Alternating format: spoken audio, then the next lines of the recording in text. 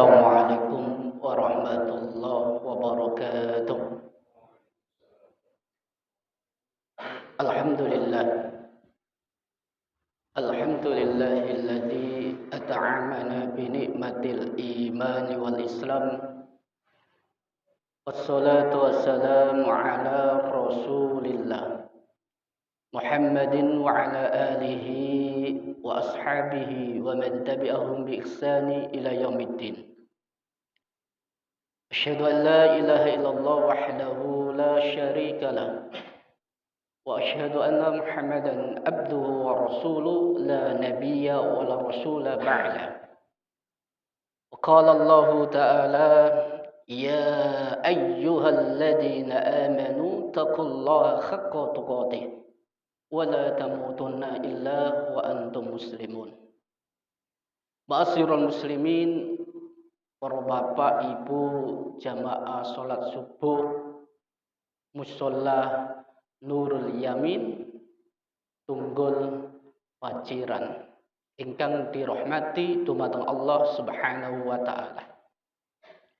Sumangga kula lan panjenengan sami pagi hari ini kita bersyukur dumateng Allah Subhanahu wa taala. Kita memuji Allah Subhanahu wa taala amargi kula lan panjenengan sami pada pagi hari ini saged nglampahi bisa melakukan aktivitas kewajiban kula lan panjenengan sami selaku tiyang ingkang beriman inggih menika berjamaah salat subuh.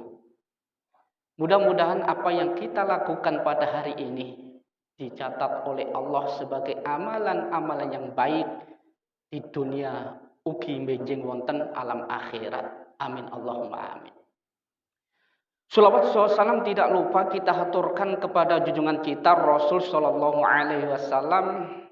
Beliaulah yang telah berjasa memberikan kebaikan, memberikan contoh utawi mentarbiyah kita, mentaatib kita, yang mana tadinya kula lan panjenengan sami tidak mengetahui yang hak, yang benar, yang batil atau yang tidak benar itu ketika datang seorang ta'adib. Rasulullah SAW mereformasi peradaban bangsa Arab yang dahulunya Masya Allah banyak sekali kejahatan, penuh kenistaan, pokoknya akhlaknya itu biadab. Setelah datang Rasulullah sebagai suri toladan, sebagai tarbiyah mereformasi peradaban Arab, maka bangsa Arab menjadi bangsa yang beradab. Dan kita hari ini dapat menikmati Islam sebagai agama yang sempurna paripurna. Para rawuh ingkang kula hormati, dalam kesempatan hari ini kami akan menyampaikan tafsir dari surat Al-Kautsar. Suratnya pendek tetapi maknanya Masya Allah. Kalau kula lan panjenengan sami bisa lebih dekat mengenal surat Al-Kautsar, maka kita akan lebih banyak bersyukur kepada Allah Subhanahu wa taala.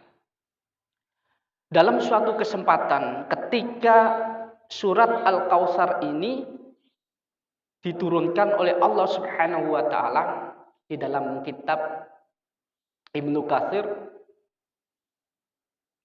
pada waktu itu Rasulullah SAW, Imam Ahmad rahimahumullah dari Anas, Rasulullah SAW bersabda, dalam suatu perjalanan Rasulullah SAW istirahat sebentar. Di dalam istirahat Rasul Shallallahu Alaihi Wasallam piyambake tilem tidur. Nah, ketika Rasul Shallallahu Alaihi Wasallam tidur, kemudian bangun sebentar, piyambake tersenyum gembira. Maka para sahabat bertanya kepada Rasul Shallallahu Alaihi Wasallam, ya Rasulullah, panjenengan tadi tilem sebentar, kemudian bangun terus tersenyum gembira. Ada apa ya Rasulullah?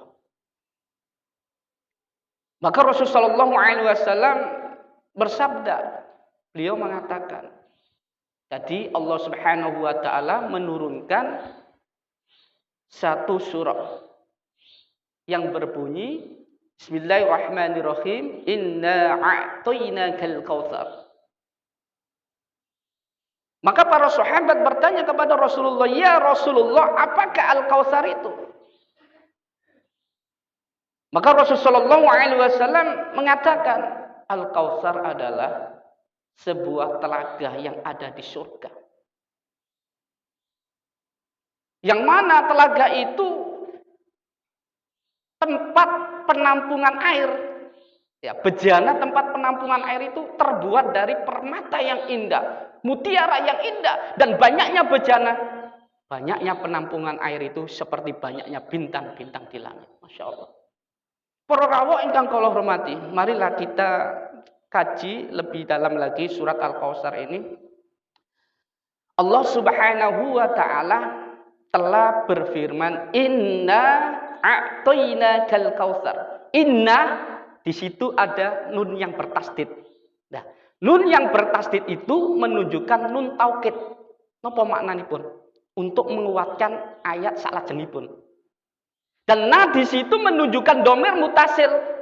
Maknanipun untuk seseorang atau banyak orang yang dimuliakan oleh Allah, yang diagungkan oleh Allah, berarti inna a'tainakal kautsar.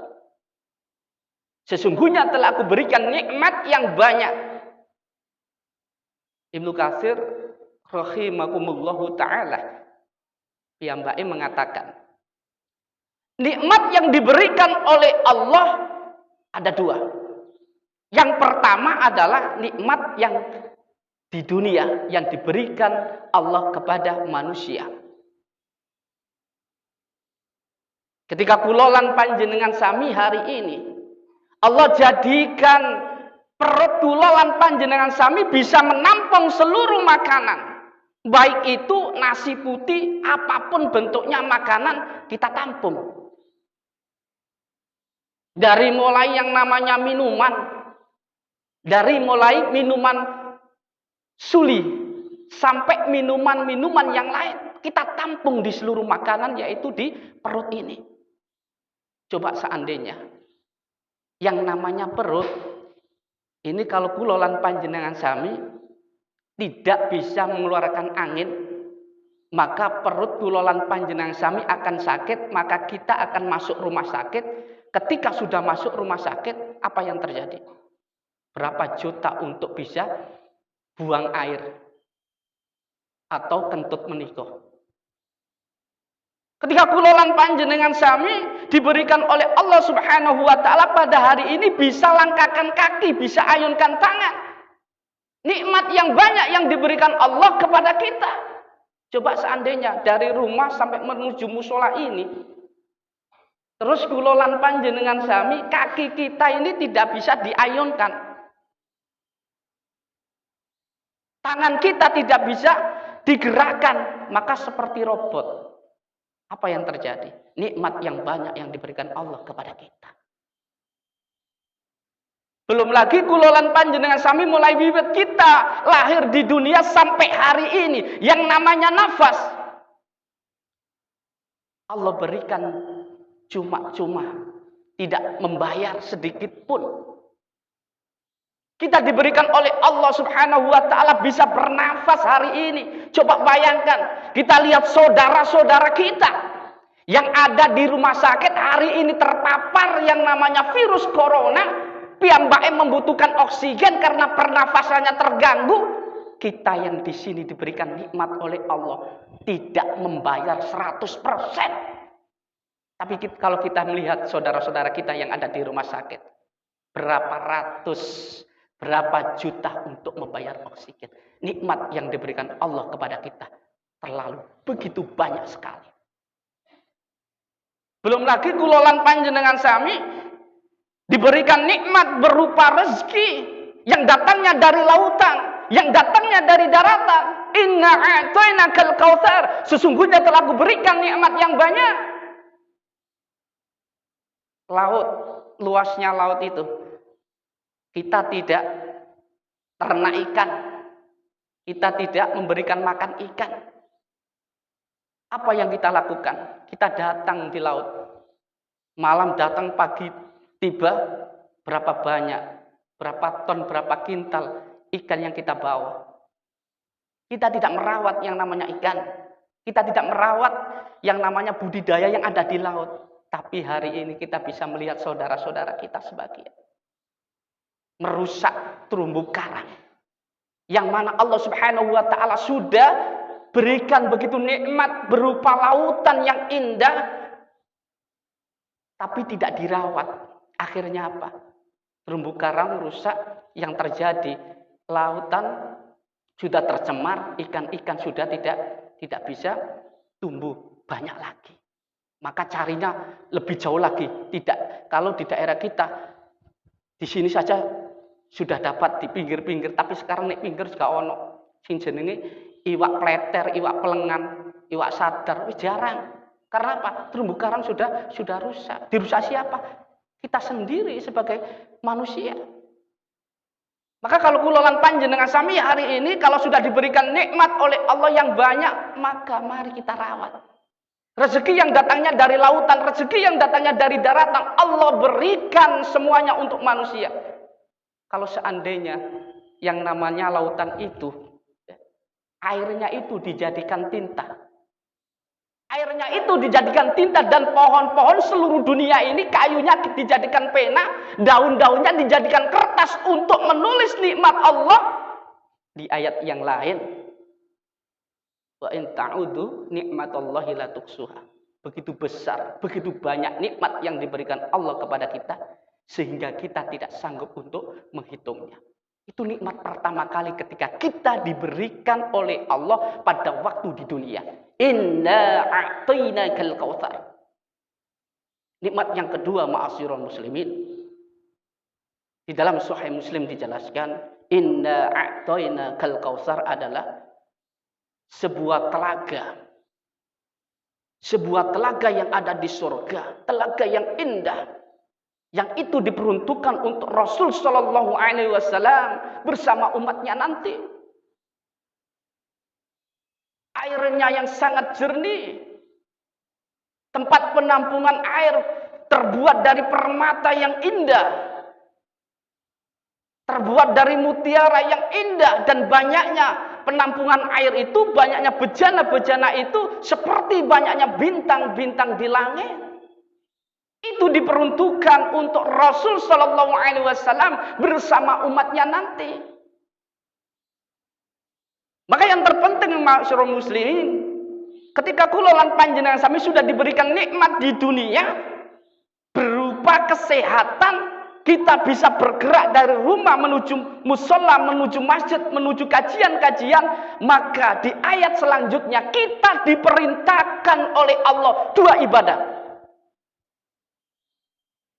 Yang pertama, ketika kita sudah diberikan oleh Allah nafas ini bisa menghirup udara segar, kaki bisa dilangkahkan, tangan bisa diayunkan, maka kita diperintahkan oleh Allah, fasholli li rabbika, sholatlah untuk Tuhanmu. Yang kedua, wanhar, dan berkorbanlah. Yang pertama, ma'asyiral muslimin, kewajiban kita setelah kita diberikan nikmat yang banyak oleh Allah di dunia, kita bisa sehat, bisa bergerak, bisa aktivitas, maka kewajiban kita fasholli li rabbika, sholatlah untuk Tuhanmu. Apakah sholat kita selama ini ngapunten hanya gara-gara komunitas, hanya gara-gara perkumpulan, hanya gara-gara sesuatu?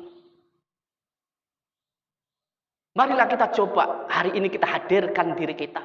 Kita niatkan diri kita. Fasholli li rabbika, sholat kita untuk Tuhan. Karena Rasulullah SAW telah bersabda, hadis yang diriwayatkan oleh Imam Ibnu Majah, la yakbarullahu minal amali illa kana lahu khalisan wa ba'taghi bihi wajh. Allah tidak akan menerima suatu amal ibadah manusia kecuali ikhlas karenanya dan dimaksudkan untuk mencari keridhaannya. Ketika kulolan panjenengan sami selama ini kita sudah diberikan kesehatan oleh Allah, maka belajarlah yang masing-masing belajar dalam diri kita. Ya, kalau kita bicara tentang masalah ibadah sholat ini, masya Allah. Dan alhamdulillah saya tadi dari Gresik datang di sini melihat musola yang mungil, yang cantik ini, masya Allah merasa bangga. Hari ini kaum muslimin begitu banyak difitnah, begitu banyak dikatakan yang tidak baik oleh saudara-saudara kita selain Islam, tetapi kita sebagai kaum muslimin tidak putus arah. Maka dari musola yang kecil, mungil, masya Allah. Kalau di daerah kami, di daerah sana itu musola kayak gini ini seperti masjid. Ya, kita jadikan masjid. Tapi ini saya tadi tanya sama Pak Win, ini musola Pak. Wah besar ya, alhamdulillah. Dan suasananya itu menyejukkan, indah. Jamaah iso tentrem. Nah, mari kita apa? Kita gerakan wa'tasimu bihablillahi jami'a wa la tafarraqu. Kita apa? Satukan, jangan sampai bercerai-berai. Musuh hanya gara-gara apa? Beda warna bendera, kita apa? Bentrok. Hanya gara-gara kulolan panjenengan sami beda pemikiran, bentrok. Jangan sampai ketika kulolan panjenengan sami hari ini sebagai kaum muslimin hanya gara-gara urusan perut saja kita bentrok, maka yang terjadi kita sangat apa? Orang-orang luar Islam untung. Orang-orang luar Islam itu beruntung ketika kulolan panjenengan sami satu sama lain bercerai-berai. Maka hari ini ayo kita bangkitkan. Lewat musola ini kita tumbuhkan kajian-kajian. Kita perbanyak jamaah. Lewat apa? Lewat kajian-kajian. Ma'asyiral muslimin, para rawuh ingkang kula hormati. Tapi hari ini anehnya, ketika kita melihat masalah tentang sholat ini, generasi kita, khususnya masya Allah, sudah meninggalkan masjid, meninggalkan musola. Tapi hari ini saya melihat waktu subuh yang adzan ini, generasi kita, generasi IPM, ini kader-kader militan, ketika subuh itu ada seorang pemuda yang sering berjamaah, maka itu nantinya adalah kader-kader kita. Tapi hari ini sangat mengkhawatirkan adalah jamaah-jamaah pemuda kita ini tidak di musola atau di masjid, tapi jamaahnya itu di warung-warung wifi, ngapunten nih. Banyak sampai 24 jam non-stop. Ya. Padahal yang terjadi adalah ketika kulolan panjenengan sami melihat hari ini banyak sekali masjid-masjid dibangun begitu indah, musola dibangun begitu indah, tetapi jamaahnya itu pemuda-pemudanya tidak ada. Yang ada itu orang-orang tua semua yang sudah bau-bau tanah, ngapunten. Masya Allah. Tapi mudah-mudahan di daerah Tunggul ini, masya Allah, generasi kita khususnya para pemuda dan juga pemuda Muhammadiyah IPM menggerakkan, ya, biar musola dan masjid-masjid itu menjadi sentral pergerakan, yaitu jayanya Islam. Para rawuh ingkang kula hormati, kembali ke materi. Maka yang terjadi kalau kulolan panjenengan sami ketika sholat hanya gara-gara untuk meminta pengakuan bukan untuk lirabbika, maka tidak akan diterima. Maka mari belajar hari ini. Ketika kita sudah diberikan kesehatan oleh Allah, maka kita fasholli lirabbika. Pun sampai Rasulullah SAW itu, masya Allah, pada waktu itu mengumpulkan para sahabat. Rasulullah SAW itu mengumpulkan para sahabat yang baik mungil. Inna akhwafama. Sesungguhnya yang paling aku takutkan, kata Rasulullah, akhafu alaikum, menimpa kalian asyirkul asghar, yaitu syirik kecil. Para sahabat bertanya kepada Rasulullah, qalu wa masyirkul asghar ya Rasulullah? Apakah syirik kecil itu wahai Rasulullah? Qala, bersabda Rasulullah, ar-riya. Riya adalah suatu amal ibadah yang dilakukan oleh manusia bukan untuk lirabbika, tetapi untuk yang lainnya. Maka ma'asyiral muslimin, hari ini ayolah kita sama-sama belajar sedikit demi sedikit. Ketika kita sudah diberikan nikmat yang banyak oleh Allah, inna a'tainakal kautsar, di dunia ini yaitu nikmat kesehatan, marilah kita belajar fasholli lirabbika, salat untuk Tuhan. Itu yang pertama, ibadah yang pertama yang diwajibkan oleh Allah Subhanahu wa taala. Ibadah yang kedua, ma'asyiral muslimin, ketika kula lan panjenengan sami hari ini sudah diberikan nikmat yang banyak, inna a'tainakal kautsar, yaitu nikmat berupa rezeki yang datangnya dari daratan, lautan. Maka kewajiban kita adalah wanhar, dan berkorbanlah.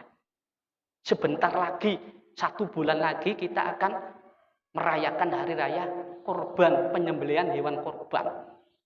Kalau kita bicara tentang korban itu berasal dari kata koroba yakrubu korbanan.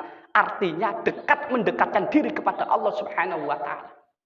Bagaimana kalau kula lan panjenengan sami melihat sejarah ketika awal muasal korban ini dilaksanakan.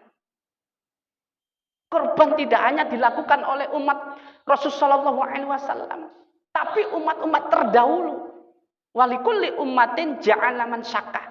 Dan bagi tiap-tiap umatku telah aku syariatkan, telah aku perintahkan penyembelihan hewan korban. Bagaimana cerita sejarah-sejarah singkat Nabiullah Ibrahim alaihissalam. Ketika itu piyambake gandrung pengen duwe anak. Wes duwe anak, diuji oleh Allah Subhanahu wa taala, disuruh untuk menyembelih. Masya Allah. Pada waktu itu Nabiullah Ibrahim alaihissalam diberikan mimpi oleh Allah pertama kali, piyambake tidak percaya. Apakah ini benar perintah Allah? Anak saya mau saya sembelih. Di hari yang kedua diberikan mimpi lagi pada tanggal 8 Dzulhijjah. Ada yang menyebut hari Tarwiyah. Diberikan mimpi dengan kebimbangan, Nabiullah Ibrahim disuruh menyembelih putranya Ismail. Tidak hanya itu, di hari ketiga beliau juga mimpi lagi pada tanggal 9 Dzulhijjah.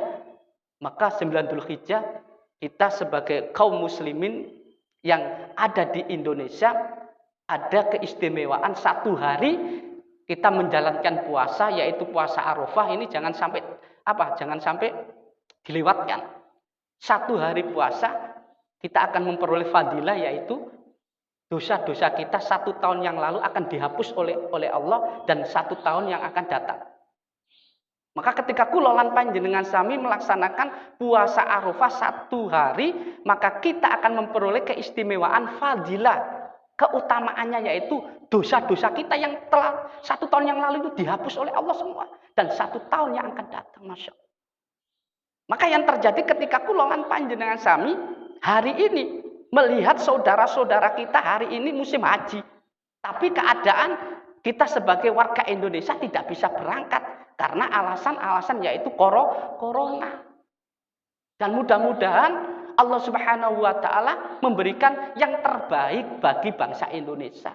Jangan sampai kula lan panjenengan sami menika ketika pemerintah sudah menetapkan hari ini tidak bisa berangkat karena alasan corona, karena alasan yang lain-lain, kula lan panjenengan sami asumsi pemikiran yang sana memberikan statement kayak gitu, yang sana memberikan statement kayak gitu. Akhirnya gaduh. Ketika sudah gaduh, maka bangsa Indonesia akan apa?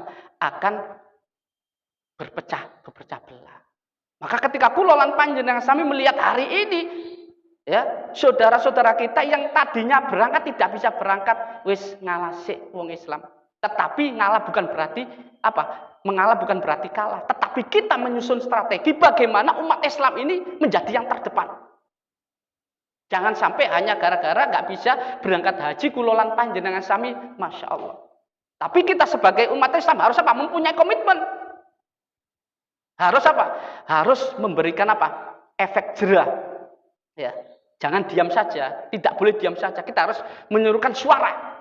Dengan apa? Dengan konstitusi, dengan aturan-aturan hukum. Biar apa? Biar yang sesuatu yang tidak benar itu bisa diberikan kebaikan oleh Allah. Para rawuh ingkang kula hormati.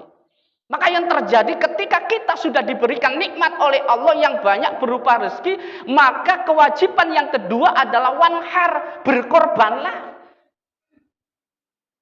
Jangan sampai ketika Nabiullah Ibrahim alaihissalam sudah diberikan mimpi oleh Allah untuk menyembelih anaknya pada tanggal 9 Dzulhijjah di hari yang ketiga itu dengan kepastian, maka tanggal 10 Dzulhijjah Nabi Ismail mau disembelih, tapi dengan kemurahan Allah, dengan kasih sayang Allah, Masya Allah. Digantikan domba. Digantikan domba kambing yang begitu besar. Coba seandainya ketika hari itu Ismail kok gak digantikan ya domba atau kambing, maka setiap tahun anak kulolan panjenengan sami ini karena syariat setiap tahun sing duwe anak kudu disembelih. Dengan kemurahan Allah, dengan kasih sayang Allah, hari itu Nabi Ismail digantikan oleh Allah dengan domba kambing yang sangat besar. Maka yang terjadi hari ini kita bisa apa? Bisa mencontoh. Ketika kulolan panjenengan sami mempunyai harta yang lebih, diberikan rezeki oleh Allah yang banyak, maka ketika kulolan panjenengan sami harus apa? Sisihkan untuk penyembelihan hewan kurban. Jangan sampai kita ini dikatakan oleh Rasulullah SAW, ketika sudah diberikan rezeki oleh Allah yang cukup, oleh Allah yang lebih, lantas kulolan panjenengan sami tidak mau berkorban. Manjada sa'atan walam yudohi falayakrobanna musolana. Ketika kita sudah diberikan nikmat berupa rezeki yang banyak, yang cukup bisa berkorban, lantas kulolan panjenengan sami mboten berkorban.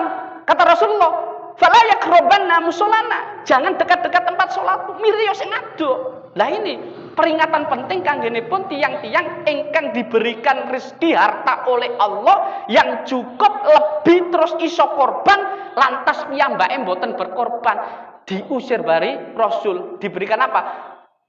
Miryo sing ado. Fala yakrobanna musolana. Miryo dari tempat sholat kata Rasulullah, Masya Allah. Maka kita, karena apa? Karena kulolan panjenengan sami sudah diberikan apa? Nikmat yang banyak. Inna a'tainakal kausar. Sesungguhnya telah kami berikan kata Allah nikmat yang banyak berupa apa? Rezeki hari ini. Maka sebentar lagi, 1 bulan lagi kita apa? Rame-rame kita menyembelih hewan kurban.